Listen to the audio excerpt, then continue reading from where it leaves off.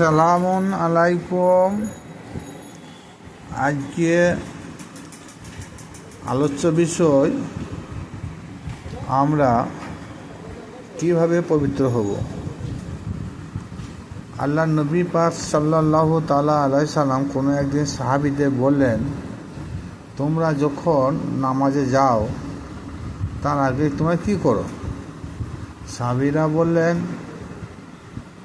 নামাজের সময় হলে আমরা সময় মতো অজু করে শরীর পরিষ্কার করে নিই। হুজুর পাক সাল্লাল্লাহু তাআলা আলাইহি সাল্লাম বলেন, এর পরেও আর একটা অজু আছে, সেই অজুটা যদি না হয় তাহলে বাহ্যিক অজুর কোনো দাম নেই। সাহাবীরা বললেন, ইয়া রাসূলুল্লাহ, ইয়া হাবিবাল্লাহ, আমরা যেভাবে অজু করি এই অজুতে দেহ পবিত্র হবে না? আল্লাহ নবী বলেন, এটা জাহিরি অজু, হকিকতে অজু একটা আলাদা আছে। তখন সাহাবীরা বললেন, সেই অজুটা কি? হুজুর পাক সাল্লাল্লাহু তাআলা আলাইহি সাল্লাম বললেন, প্রত্যেকটি মানুষের বাম ধারে বক্ষস্থলে 2 আঙ্গুল নিচে ভিতরে 1 মুষ্টি নরম মাংসপিণ্ড আছে। সেটা যতক্ষণ পর্যন্ত পবিত্র না হয়েছে ততক্ষণ পর্যন্ত কোনো মানুষ পবিত্র হতে পারে না। সাহাবীরা পুনরায় বললেন, ইয়া রাসূলুল্লাহ, ইয়া হাবিবাল্লাহ, সেটা কি? হুজুর পাক উত্তরে বললেন, সেটা হলো কাল বা হৃদয়। হাদিস। শয়তানের অসহায় পড়ে আমাদের কাল সব মরচে ধরে গেছে। এই মরচে বা ময়লা পরিষ্কার করতে হলে জিকিরের প্রয়োজন আছে। পোশাক পরিচ্ছদ যেমন ময়লা হলে সাবান সার্ফ দ্বারা পরিষ্কার করতে হয়। ঘর বাড়ি পরিষ্কার করতে হলে হোয়াইট ওয়াশ করতে হয়। বিভিন্ন ধরনের কেমিক্যাল পাওয়া যাচ্ছে, বিভিন্ন ধরনের রং পাওয়া যাচ্ছে, তা দ্বারা ঘরকে সৌন্দর্য করা যায়। তদ্রূপ অন্তরে ময়লা জমলে কী করতে হবে?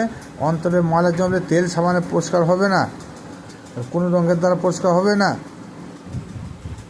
একমাত্র পরিষ্কার হবার একটাই আর রাস্তা, সেটা হলো আল্লাহর জিকির। আর জিকির না করলে কারো অন্তঃশুদ্ধি হবে না। আর অন্তঃশুদ্ধি মানে কাল শুদ্ধি, একই কথা। তাই নামাজ রোজা করতে হলে আগে অন্তর পরিষ্কার করতে হয়। আর জিকির শিক্ষা করতে গেলে যে কোনো কামেল মুর্শিদের নিকট আগে বায়াত গ্রহণ করতে হবে, তারপর তিনি তালিমের মাধ্যমে জিকির শিক্ষা দেবেন।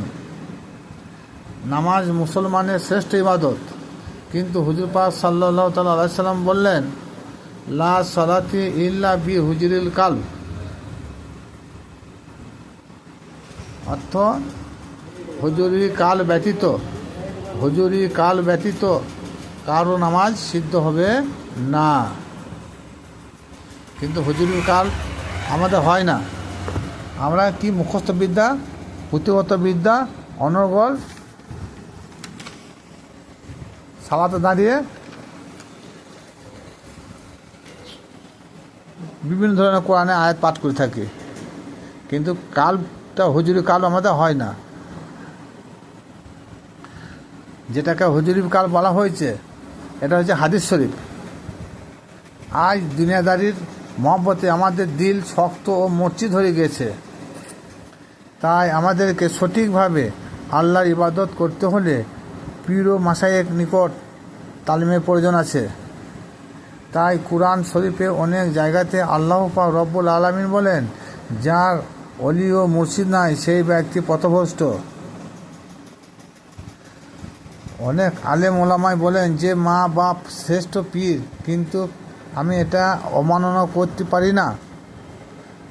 যে মা বাপের ওসিলায় দুনিয়ায় আগমন করেছি, সে মা বাপকে অবমাননা করা যাবে না, তুচ্ছ তাচ্ছল্য ভাবা যাবে না। মা বাপের সম্মান কেউ কোনোদিন মা বাপের ঋণ কেউ কোনোদিন শোধ করতে পারবে না। তবে কিছু হাদিস ও কোরআন বর্ণনা এখানে হচ্ছে, তাহলে আপনারা বুঝতে পারবেন। হুজুর পাক সাল্লাল্লাহু তাআলা আলাইহি সাল্লাম বলেন, আমি তোমাদের পিতৃব্য তুল্য, কারণ তিনি সারা বিশ্বের মুমিন মুসলমানদের ওস্তাদ। আর ওস্তাদি মানুষের প্রকৃত পিতা। কেন? পিতামাতা নশ্বর জিন্দেগিতে সাথী, এটা সবাই নিতে পারবেন না। পিতামাতা নশ্বর জিন্দেগিতে তার সাথে, আর ওস্তাদ গুরু যিনি পীর মাসায়েক চিরস্থায়ী জীবন সাথী। তাই মাতা পিতার হক অপেক্ষা ওস্তাদ বা শিক্ষাগুরু বা দীক্ষাগুরু হক অনেক বেশি। হয়তো অনেকে হয়তো এই লোড নিতে পারবেন না, কারণ এ কথাটা আমার নিজের কথা নয়। সিরাতুল মুস্তাকিমের লেখক ইমাম গাজালি, বিখ্যাত দার্শনিক, বিখ্যাত আল্লাহর ওলি এবং বিখ্যাত মুফাসসির, তিনি এই কথাটা লিখেছেন। আর একজন বিখ্যাত আল্লাহর ওলি তিনি লিখেছেন, বা সাকিলে সাইখে দিদা মোস্তফারা না দিদা মোস্তফারা বালকে খুদারা। এর অর্থ, যখন আমি মুর্শিদের হাতে বায়াত গ্রহণ করলাম, সে হাত মুর্শিদের হাত নয়, সেটা নবী পাক সাল্লাল্লাহু তাআলা আলাইহি সাল্লামের হাত। আর নবী মুস্তফার সাল্লাল্লাহু তাআলা হাত মানে সেটা আল্লাহরই হাত। বুয়ালি শাহ কালান্দার রহমতুল্লাহ আলাইহি তিনি বলেছেন। আর আগে যে কথাটা বলা হলো, যার কোনো অলি বা মুর্শিদ নেই সে পথভ্রষ্ট, এটা সূরা কাহাফের 17 নম্বর আয়াত আছে, মা ইউদলিল ফালান তাইদাল্লাহু ওয়ালিয়া মুর্শিদা। ওই ব্যক্তি পথভ্রষ্ট যার অভিভাবক হিসাবে কোনো পথ প্রদর্শক নেই, সে হলো তার অভিভাবক শয়তান, সে পথভ্রষ্ট। কোরআন শরীফে আল্লাহ পাক রব্বুল আলামিন ফরমাইছেন, ইন্নাল লাযিনা ইউবাইয়ুনাকা ইন্নামা ইউবাইনাল্লাহ ইয়াদুল্লাহি ফাওকা আইদিহিম।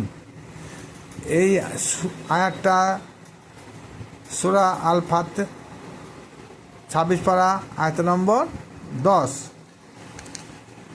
নিশ্চয় যারা বায়াত গ্রহণ করে তোমার হাতে হাত রাখিয়া, সেটা তোমার হাত নয়, সেটা ছিল আমার হাত। সুবহানাল্লাহ, সুবহানাল্লাহ। কোরআন হাদিস মোতাবেক বায়াত গ্রহণ না করলে পূর্ণাঙ্গ মুমিন মুসলমান হওয়া যাবে না। কোরআন শরীফে আল্লাহ পাক রব্বুল আলামিন বলেন, যারা আমার অলি ও মুর্শিদের শত্রু তারা আমার শত্রু, আমি তাদের সহিত যুদ্ধ ঘোষণা করি। আজকাল আলেমগণ তারা জলসা মহফিলে ও মিলাদ মহফিলে পীর মুর্শিদের দুর্নাম তো করেই থাকে। তাদেরকে নায়েবে রসুল বলা যাবে না। প্রকৃত নায়েবে রসুল কি মুর্শিদ? কারণ এরা যে নিজেকে নায়েবে রসুল বলে দাবি করে, এরা কখনো নায়েবে রসুল হতে পারে না। পরিকৃতভাবে যদি নায়েবে রসুল হতে হয়, তা পীর ও মুর্শিদ ছাড়া অন্য কেউ নয়। কারণ পীর মুর্শিদ তিনি শরীয়তে জ্ঞান রাখেন, তরিকতে জ্ঞান রাখেন, হাকিকতে জ্ঞান রাখেন, মারফতে জ্ঞান রাখেন। কিন্তু যারা বর্তমান যেসব মোল্লা হুজুর আছেন, এনারা শরীয়ত ছাড়া তো কিছু বুঝে না, নামাজ রোজা ছাড়া, হজ জাকাত ছাড়া কিছুই বুঝে না। কিন্তু কোরআনে এমন কিছু আয়াত আছে, এমন কিছু তর্জমা আছে, সেগুলো আমরা সব বিকৃতি করে। কারণ সেগুলো যদি প্রকাশ হয়ে যায়, তাহলে বর্তমান মোল্লা হুজুরদের চাকরি থাকবে না। তার জন্যে ধর্ম ব্যবসাটা যাতে বন্ধ না হয়, আজ পর্যন্ত মানুষকে সে পূর্বের সিদ্ধান্ত যেগুলো করে এসেছে আজও সেগুলো করার চেষ্টা করছে। কিন্তু গুগলে সার্চ হচ্ছে, এখন গুগলের যুগ এখন। আর ওই হুজুরদের ব্যবসায়ী কথাবার্তা আর চলবে না। কোরআন শরীফে আয়াত ঠিক আছে, কোরআন শরীফের শব্দ ঠিক আছে, কিন্তু মানেগুলো হচ্ছে নির্ভুল নয়, কিছু কিছু মানে ভুলেই ভরা। পরবর্তীকালে সেগুলো দু চারটি তুলে ধরবো। কিন্তু আমরা গবেষণা করে পাবেন, যেমন একটা না বলে নয়, আমরা জানি ছোটো থেকে শুনিও আসছি যে মানুষ মৃত্যু হয়ে যায়। মৃত্যু মানে কি, সে তো পূর্ণাঙ্গ, সে ডেড বডি হয়ে যাচ্ছে। কিন্তু আল্লাহ পাক রব্বুল আলামিন এই মানুষের মৃত্যু সম্বন্ধে কী বলেছে? কুল্লু নাফসিন যায়িকাতুল মাউত। এই আয়াতটা কোরআন শরীফে সম্ভবত 2 থেকে 3 বার এসেছে। এই কুল্লু নাফসিন যায়িকাতুল মাউত, প্রত্যেকটা প্রাণীকে মৃত্যুর স্বাদ গ্রহণ করতেই হবে। যেমন এই প্রত্যেকটা প্রাণীকে মৃত্যুর স্বাদ গ্রহণ করতেই হবে, একটু ছোট্ট পরে একটা উদাহরণ দিচ্ছি, তাহলে আপনারা বুঝতে পারবেন যে কীভাবে মৃত্যু হয়, কার মৃত্যু হয়। যেমন কোনো একটা ভোজ কাজে রান্না হচ্ছে, মাংস রান্না হচ্ছে, কি বিরিয়ানি হচ্ছে, যাই হোক, কি খাসির মাংস রান্না হচ্ছে, কি বিফ রান্না হচ্ছে, ইত্যাদি ইত্যাদি। তা যখন সেই রান্নাটা পরিপক্ক হওয়ার আগে মুহূর্তে বাবুর্চি কী করে জানেন? সামান্য একটা হাতা করে 2-1 ফোঁটা রস তুলে কী করে হাতের মধ্যে চাকে যে এই স্বাদটা কেমন হলে দেখিলে একটা। আচ্ছা বলুন তো, এই যে একটা হাঁড়িয়ে মাংস রান্না হচ্ছে আর 2-1 ফোঁটা নিয়ে হাতের তলুতে দিয়ে জিভে করে স্বাদটা চাটছে, যে ঝাল বেশি হলো না নুন বেশি হলো না লবণ কম হলো না ঝাল কম হলো, এইটা চাকা, স্বাদটা কেমন হলো, চাকা হলো। সে কি এটা কি ভক্ষণ করো কতটা? কেউ বলতে পারবেন যে এই সেই তরকারি হাঁড়ি রান্না হচ্ছিল, সেই তরকারি রান্না করতে করতে ওই ভদ্রলোক খেয়েছে, বাবুজি খেয়েছে? কেউ বলতে পারবে না। কি বলবে? যে তরকারিটা লবণ চাকলো, একটু চাকলো। তাহলে কুল্লু নাফসিন যায়িকাতুল মাউতে এর আবিধানিক হকিকত হলো প্রত্যেকটা প্রাণীকে মৃত্যুর স্বাদ চাটতে হবে। তাহলে এই মৃত্যুর স্বাদ চাকা আর মৃত্যু দুটো এক নয়। আবার প্রত্যেকটা মানুষের কবরে আযাব ভোগ করতেই হবে।